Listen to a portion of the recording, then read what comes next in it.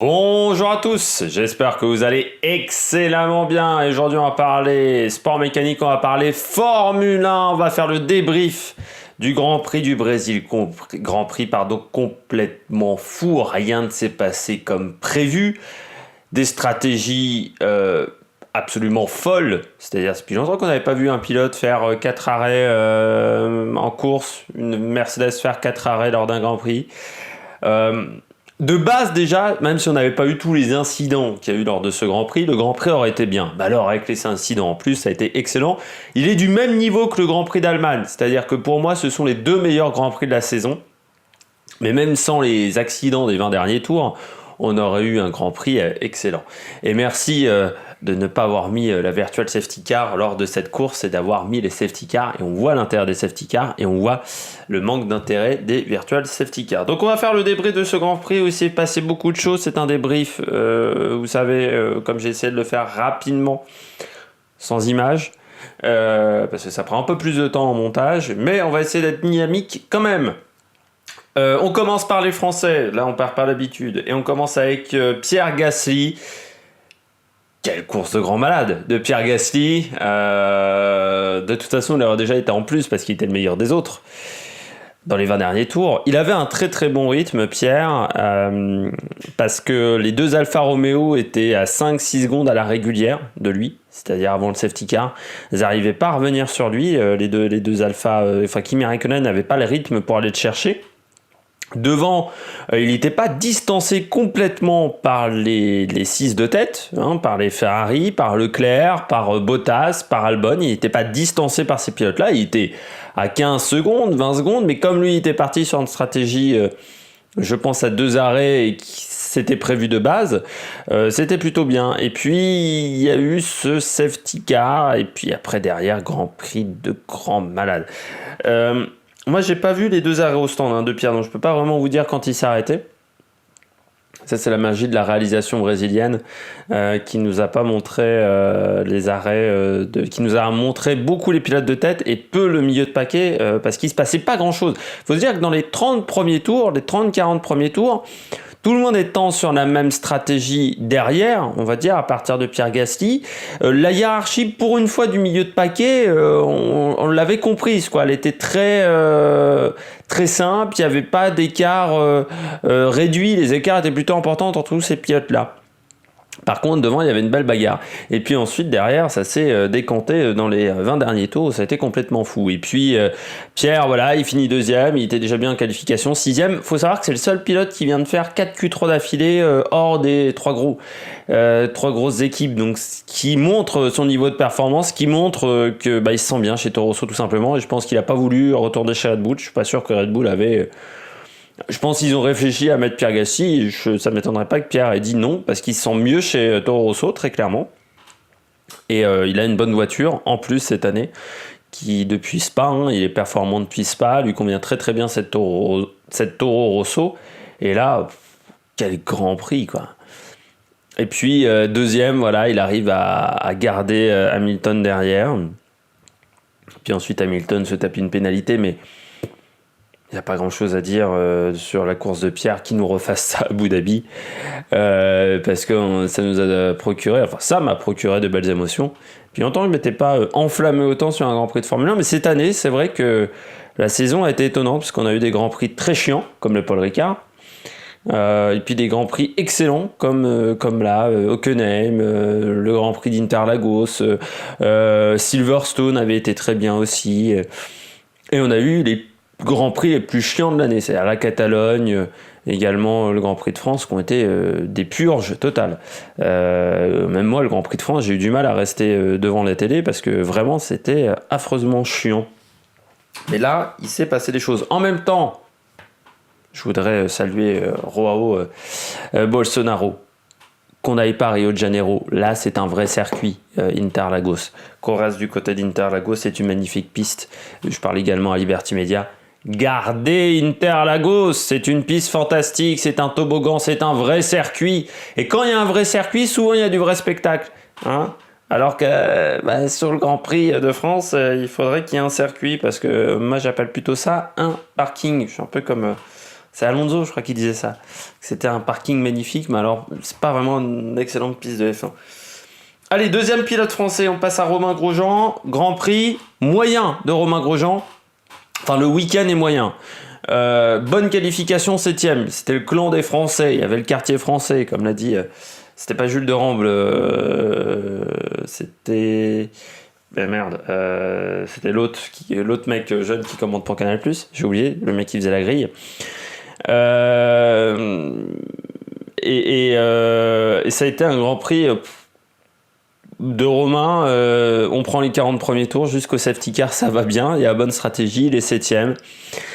Malheur, le safety car, malgré le fait que... Alors déjà, le Grand Prix, ils avaient eu de la chance, les températures de piste étaient très élevées. Et on sait que la Haas supporte bien les températures de piste élevées parce qu'elle ne garde pas les températures dans les pneus. C'est un vrai problème, cette voiture. Et il y a eu le safety car, il l'a expliqué à Canal+, quand vous avez plus que 72 degrés sur le pneu avant, c'est patinette. Un pneu, en moyenne, on le dit, c'est entre 95 et 100 degrés. Donc si vous êtes 25 degrés en dessous, eh bien le pneu ne peut pas se déformer. Parce qu'on rappelle que pourquoi c'est important la température dans un pneu, c'est que plus il y a de la température, plus le pneu est chaud, plus il a la capacité de se déformer dans les virages par exemple, plus il a la capacité de procurer de l'adhérence. Et quand le pneu n'est pas à température, il est dur, c'est comme si vous aviez un bout de bois, donc il ne se déforme pas, donc il ne procure pas d'adhérence en courbe. Et bah ensuite pour Romain ça a été compliqué. Et puis il y a un deuxième safety car, donc là c'était fini à partir de ce moment-là. Il finit 13ème, mais il peut pas faire mieux Romain, il faut le dire. J'ai été critique souvent avec Romain Grosjean, mais là sur ce Grand Prix il donne le maximum et il n'est pas récompensé, c'est dommage, mais la voiture n'est pas bonne tout simplement cette année. On reviendra sur le cas de Magnussen un peu plus tard dans cette vidéo, mais voilà, pour Romain Grosjean, dommage que c'est pas marché parce qu'il était bien en qualif, il est encore bien en qualif, ça fait partie des pilotes qui sont en deuxième partie de saison, il a fait beaucoup de Q3, Romain Grosjean, mais bon, en course il n'y a pas de rythme, donc on pouvait pas faire grand chose. À eux d'avoir une meilleure voiture l'année prochaine, parce que très clairement il faudra régler ce problème sur la voiture 2020. On passe aux équipes, aux pilotes au top. On commence avec Red Bull. Alors vous allez me dire pourquoi je mets Red Bull au complet et pas seulement Max Verstappen. Parce que Albon fait une bonne course. Albon fait un bon Grand Prix, fait un bon week-end. Premier en EL1, bon dommage qu'il ait son petit incident, mais il était rapide sous la pluie. Donc ça montre qu'il a un bon coup de volant, et pourtant je suis pas un fan d'Albon. J'ai souvent été critique avec lui aussi. Verstappen, derrière pole position, donc bon week-end de Verstappen avec une voiture qui va vite.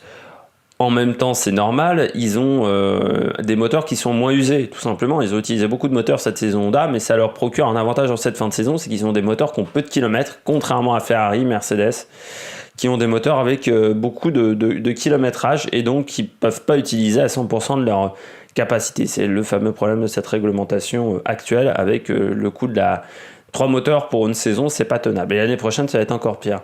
Je ne sais pas comment ils vont faire les pilotes, je pense qu'on sera obligé de se taper une pénalité à un moment parce qu'il y a un tel déficit de performance quand vous utilisez que 3 moteurs que ça sera compliqué pour les équipes de tête. Il faudra prendre des risques. Donc pole position pour Verstappen. Ensuite Verstappen intouchable lors de ce Grand Prix, c'est-à-dire que malgré le fait que Kylian Williams de la Williams de Kubica qui le gêne en sortant des stands, qui lui fait perdre beaucoup de temps, malgré tout ça il arrive à dépasser Hamilton en 2 boucles et puis après derrière intouchable, il était sur un rythme au-dessus des autres. Hamilton n'aurait pas pu revenir sur lui, il n'avait pas la capacité de revenir sur lui, le moteur était au-dessus, la voiture était mieux équilibrée, meilleure qualité de châssis déjà l'année dernière, parce que je rappelle qu'il perd la course, mais ce qui rencontre Ocon, qui gère un peu trop sa fin de Grand Prix, mais il était déjà au-dessus l'année dernière sur le Grand Prix du Brésil. Il a toujours aimé cette piste d'Interlagos. Les jeunes pilotes aiment bien la piste d'Interlagos. Charles Leclerc pareil, mais Verstappen aussi, parce qu'on se souvient de son Grand Prix du Brésil où il fait le 360 dans la ligne droite, là où il récupère la voiture magnifiquement. Il a toujours été performant sur cette piste, ça fait partie de ses pistes fétiches, et là il montre encore, il est au-dessus du lot, et vraiment un très très bon Grand Prix, Et voilà, bon, dommage la polémique avec Ferrari là, qui nous a un peu empoisonné. Ça fait depuis 2-3 week-ends que ça nous empoisonne un petit peu le truc là, avec le moteur Ferrari. On s'aperçoit tout simplement qu'un moteur, le moteur Ferrari n'est pas au-dessus pour moi, c'est que juste le Ferrari déplace moins d'air. Parce qu'il y a moins d'appui aérodynamique, c'est une question de châssis. Et la Red Bull a toujours eu plus d'appui que la Ferrari, a toujours été une voiture avec beaucoup d'appui, donc forcément en ligne droite, vous déplacez beaucoup d'air, donc vous avez beaucoup de résistance à l'air, donc vous avez peu de vitesse de pointe. Mais voilà, Verstappen a très très bon Grand Prix. Et du côté d'Albon, c'était aussi un bon week-end, 5e en qualification. Voilà, comme je disais, bon week-end. En course, il était bien, il était sur le podium en fin de Grand Prix. Et puis bon, il a rencontré Hamilton. Il laisse pourtant la place à Hamilton. C'est Hamilton qui se rate. Donc voilà, dommage pour Alexander parce qu'il pouvait marquer des points. Et c'est dommage parce que tout le monde va garder en tête la course de Pierre Gasly et la deuxième place de Pierre, chez Red Bull aussi. Et là, il va se retrouver un petit peu dans l'ombre, alors qu'il fait un bon Grand Prix. Alexander Albon, c'est juste sur la fin où voilà, il y a cette touchette et dans l'avant-dernier tour, et où il perd le podium. Et sinon, ça aurait été son premier podium de carrière. Et voilà, c'est dommage pour Alexander Albon, mais qu'il confirme encore à Abu Dhabi, parce que les moteurs Honda seront encore au-dessus. Et il peut. Enfin voilà, c'est. Autant j'étais très critique avec lui à Spa, à Monza, vous vous souvenez de ces vidéos-là, autant là je suis moins critique avec lui et je pense qu'il a le potentiel pour être performant l'année prochaine. Bon, pas pour challenger Verstappen, mais peut-être dans 2 ans, 3 ans, challenger Verstappen, ça sera possible pour le pilote thaïlandais. On continue avec McLaren. Alors, avec les résultats qui ont été un petit peu décalés, si vous regardiez le Grand Prix, vous pensiez qu'Hamilton était encore sur le podium. Non, c'est Carlos Sainz qui a pris le podium. Hamilton a perdu son podium avec son contact avec Alexander Albon. Bon, Carlos Sainz, quelle course! Lui, c'est un véritable raceur, comme disent les Anglais. C'est-à-dire que c'est un homme du dimanche. Il aime la course, C'est pas le meilleur en qualif, un peu comme Jean-Éric Vergne. Pour ceux qui se souviennent en F1, Jean-Éric Vergne, il faisait toujours des qualifs un peu moyennes. Par contre, en course, il arrivait à reprendre des positions assez incroyables. C'est pareil pour Carlos Sainz. C'est pas le meilleur en qualif. Bon, là, en plus, il a un problème technique, il part 20e, mais il est quand même souvent devancé par Norris. Et puis par contre le dimanche il est souvent devant Norris parce qu'en performance du dimanche, en rythme de course, il est vraiment très très fort là-dessus, surtout cette année. Et autant en début de saison il avait fait quelques erreurs, par exemple à Bahreïn où il aurait pu faire un bon résultat, où vous avez perdu des points, autant là aucune erreur, et puis en plus il a la chance d'avoir les safety cars pour remonter dans le classement, pour se dédoubler également, parce qu'on rappelle que le safety car a permis à tous ces pilotes là de se dédoubler, parce que tous ces pilotes là, Pierre Gasly, Sainz, Raikkonen, Giovinazzi, ils étaient à un tour, 50 bornes à 20 tours de l'arrivée, eux ils étaient à un tour au classement, et il y a eu le safety car qui leur a permis de se dédoubler. Et donc McLaren, ouais, très bon Grand Prix, les deux voitures dans les points. Sainz qui fait son premier podium, alors 7 après coup, donc il va l'avoir un petit peu en travers. En passant, les décisions comme ça pour un podium doivent se faire beaucoup plus rapidement. On ne peut pas attendre 1 heure après que la cérémonie du podium se soit déroulée pour redonner la place à Carlos Sainz. Même Hamilton l'a avoué en interview à Barrichello, donc à partir de ce moment-là, il fallait rendre la 3e place à Carlos Sainz. Voilà, Hamilton l'a dit, il a été en faute. C'est pas normal que ça prenne autant de temps pour prendre ce type de décision. Il faut que ça aille beaucoup plus vite. Une fois que le podium est fait, on ne doit pas pouvoir revenir sur les 3 premières places. Parce qu'après, le grand public ne comprend pas ce genre de choses. Il faut que ça soit beaucoup plus rapide. Bon, revenons à Carlos Sainz. En partant 20e, finir 3e, ça fait partie des meilleures performances de Raikkonen, par exemple.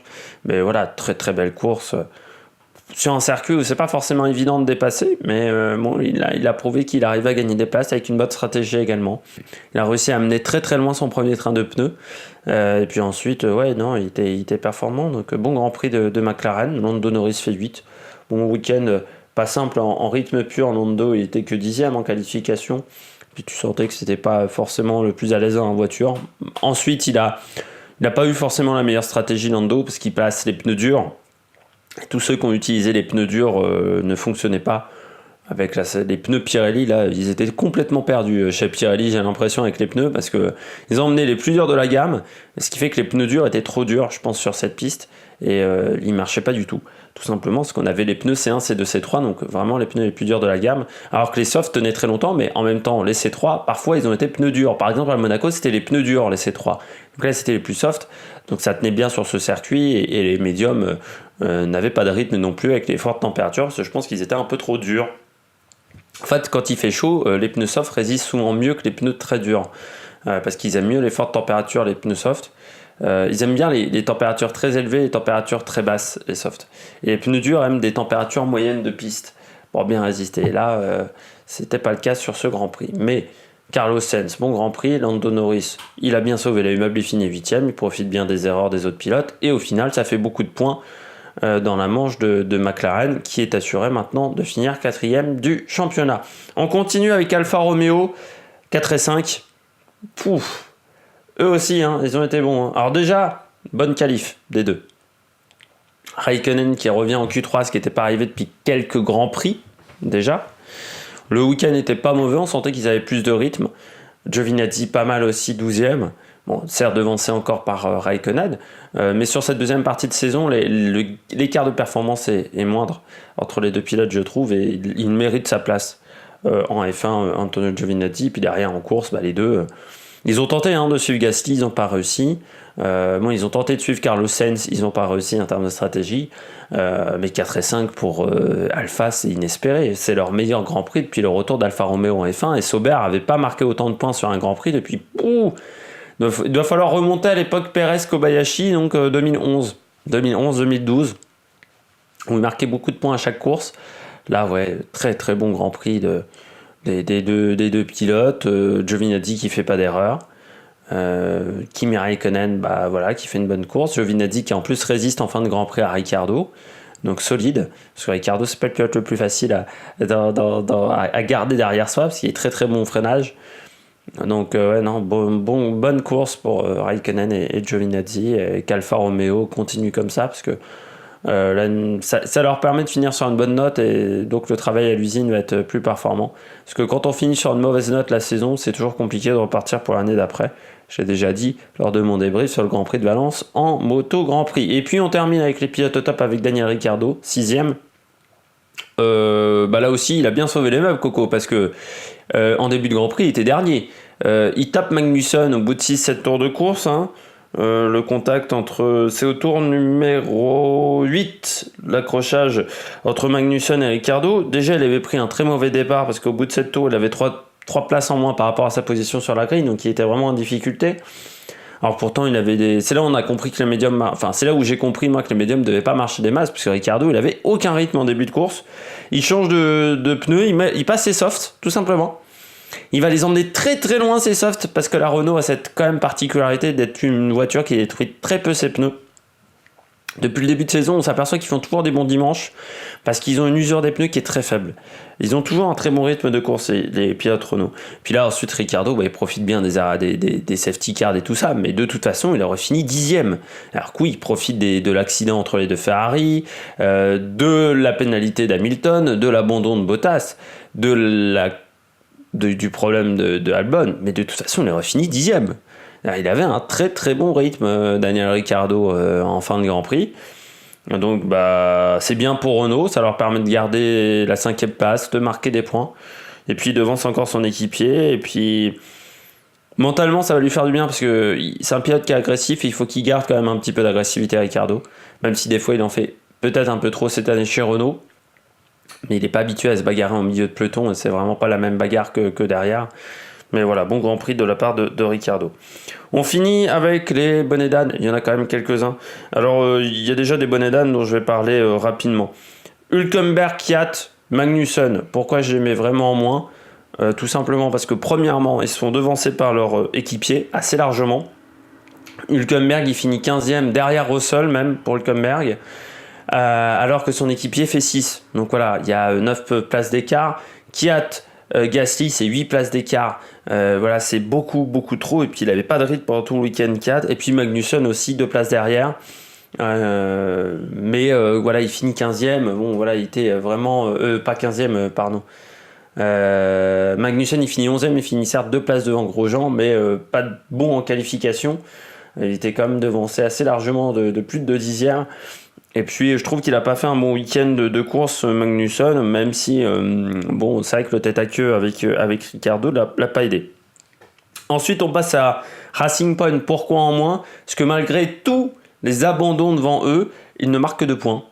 Avec éliminé dès la Q1 pour les 2 pilotes. Pas de rythme pendant tout le week-end. Donc voilà, punition. Non, pardon, Perez fait 15e en Q2.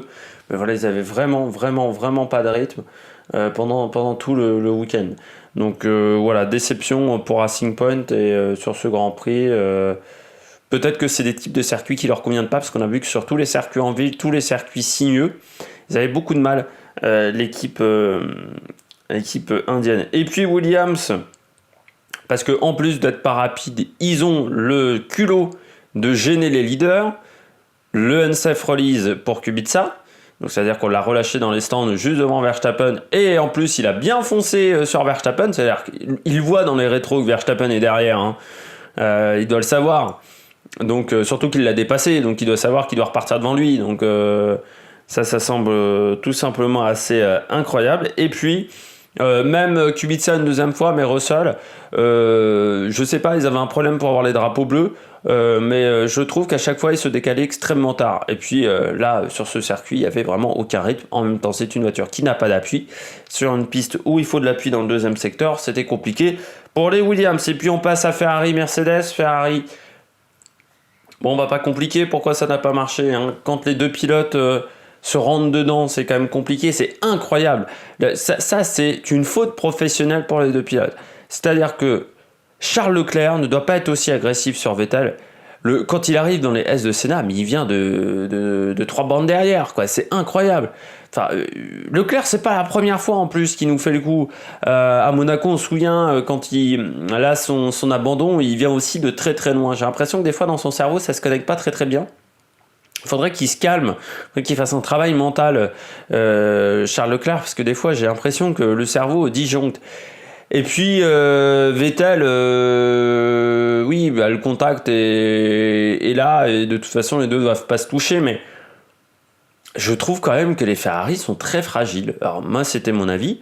Certes, le contact se fait à haute vitesse, mais le contact me semble pas très élevé, et surtout pour casser une suspension arrière, je trouve qu'il faut y aller maintenant aujourd'hui en F1. Et là, les 2 voitures ont la suspension qu'on cassée quasiment direct, alors j'ai l'impression, hein, au ralenti et même à vitesse réelle, que le contact n'est pas énorme, et que la suspension casse très très vite pour Leclerc, parce qu'on a l'impression qu'il y a juste un contact, un petit pop sur les pneus, et paf, la suspension casse. Pareil pour Vettel. Et quand on a vu déjà le Grand Prix des États-Unis, où ça s'est déroulé de la même manière également, avec une suspension de Vettel qui casse très rapidement, et puis Leclerc également qui avait une suspension très fragile, je crois qu'il y a vraiment un problème de ce côté-là. En cette fin de saison, sur les Ferrari, ils ont peut-être voulu abaisser le poids de la voiture, et puis bon, pour rajouter du lest. Mais, et puis, là, de toute façon, des problèmes au niveau des suspensions, parce qu'elle roule très très souple, et c'est peut-être ça, hein, le problème, c'est juste qu'elle roule très très souple, et donc ça pose un problème dans la voiture en course, parce que quand vous êtes très très souple avec le réservoir, paf, les suspensions ont beaucoup plus de contraintes que quand la voiture est très rigide. Mais c'est vrai que c'est pas normal que les suspensions aient cassé aussi vite, c'est pas normal que les 2 pilotes se rentrent dedans, et de toute façon en rythme de course, que ça soit Vettel ou que ça soit Leclerc, ils étaient très très loin de la Mercedes ou de Verstappen, ou même d'Albon, hein. Ils n'avaient pas le rythme pour aller gêner Albon, je pense, en fin de Grand Prix, donc très mauvaise course de la part des 2. On finit avec Mercedes, ça va pas très fort en ce moment chez Mercedes. C'est-à-dire que même le Grand Prix des États-Unis, ils n'avaient pas un très grand rythme en qualification. Sur cette deuxième partie de saison, ils font peu de pole position. On rappelle, Hamilton n'a que 4 pôles cette saison, donc en rythme pur, ils sont en dessous. Par contre, normalement, en rythme de course, ils étaient très bons, mais là, sur ce Grand Prix, le rythme de course n'était pas exceptionnel. Je pense que leurs moteurs sont à bout de souffle, tout simplement. Les moteurs sont cramés, parce que Hamilton, je pense qu'il avait des soucis de batterie, ils ne l'ont pas dit, mais il avait du mal à recharger sa batterie, et Bottas, il a pété son moteur en suivant, je pense, de trop près, c'était Charles Leclerc, mais voilà, il a pété le moteur, et ensuite Hamilton, oui, hein, le contact avec Albon, il est en tort, mais il avait un très gros problème de rythme dans les 20 derniers tours. Et la stratégie était pas bonne, parce que ils auraient dû tenter les hards, ou voilà, ils ont le deuxième train de soft, je pense que c'était pas la bonne stratégie pour eux par rapport à leur manière de faire fonctionner les pneus. Je pense que les médiums auraient fonctionné mieux sur cette voiture, Donc j'ai pas trop compris cette stratégie-là. Et puis quand Verstappen s'arrête au stand, enfin voilà, la stratégie d'Hamilton de s'arrêter au stand, il y a eu du pot que ça ressorte, parce que sinon il aurait fini 4ème hein, si on était resté sous safety car. Donc voilà, la stratégie était pas bonne pendant tout le Grand Prix. Et puis bon, il y a le crash avec Albon à un tour de l'arrivée qui est assez incompréhensible. C'est pas bon, voilà, il y avait la place, lui en plus bon, il joue plus grand chose au championnat. Le championnat est gagné, donc le titre constructeur aussi, donc je pense pas qu'il avait besoin de prendre autant de risques. Bon, il a voulu prendre des risques, voilà, ça a pas payé à ce moment-là. Après, je trouve quand même que du côté d'Hamilton, il a le courage de dire qu'il était en faute. Et c'est vrai que souvent les pilotes de F1 n'ont pas le courage de le dire. Là, il l'a dit, j'étais en faute à ce moment-là il y avait la place pour passer. Comme à chaque fin de débrief sport mécanique, sauf pour le Grand Prix de Valence, mais c'est normal, c'était la dernière course de la saison, on fait un point sur les classements. Du côté du classement pilote, donc Hamilton toujours devant Bottas, les deux ont dépassé les 300 points. La bagarre pour la 3ème place qui nous intéresse un peu plus, et Verstappen repasse devant Leclerc et Vettel. Vettel ne peut plus aller chercher cette 3ème place, il y a 30 points d'écart, c'est fini. Leclerc peut encore aller la chercher, mais il y a 11 points d'écart, donc il va falloir un petit peu sortir les doigts du... Vous connaissez la suite de l'expression. Et puis derrière, grosse bagarre entre Gasly et Sainz pour la 6ème place du championnat, avec Alexander Albon également derrière en arbitre, parce que les deux ont 95 points et Albon en a 84. Et puis derrière, on retrouve Ricciardo et Perez qui voit son écart se réduire avec Lando Norris, et puis Romain Grosjean toujours 18ème, enfin maintenant qui est 18ème du classement, pardon, vu que Giovinazzi a pris des points, il va certainement rester à cette position là au classement, et Giovinazzi va peut-être même, s'il finit bien, parce qu'il a que 6 points de retard sur Kevin Magnussen, s'il fait un bon dernier Grand Prix, pouvoir peut-être repasser devant Kevin Magnussen au championnat. Du côté du classement équipe, Mercedes, Ferrari, Red Bull aux 3 premières places. On retrouve ensuite McLaren, Renault qui garde la 5ème place, qui conserve quand même encore un peu d'avance sur Toro Rosso, même si cette avance est réduite. On retrouve derrière Racing Point, qui voit son avance se réduire par rapport à Alfa Romeo, ils vont plutôt se concentrer sur Alfa Romeo parce qu'il n'y a plus que 10 points d'écart. Et puis on retrouve ensuite Haas et Williams qui a un seul petit point. J'espère que vous avez aimé cette vidéo, n'hésitez pas à vous abonner, n'hésitez pas à réagir dans les commentaires. N'hésitez pas à mettre un pouce bleu. Et puis nous, on se retrouve donc pour le Grand Prix d'Abu Dhabi. Dans la suite de la semaine, vous allez avoir les débriefs sur la saison Moto Grand Prix, Moto 2, Moto 3, sur la F3. Et puis voilà. Puis il y aura bientôt la chronique média. Il y aura le débrief des championnats du monde en e-sport. Enfin, beaucoup de choses sur la chaîne à suivre dans les jours à venir. Allez, ciao ciao sur la Mécanique Production.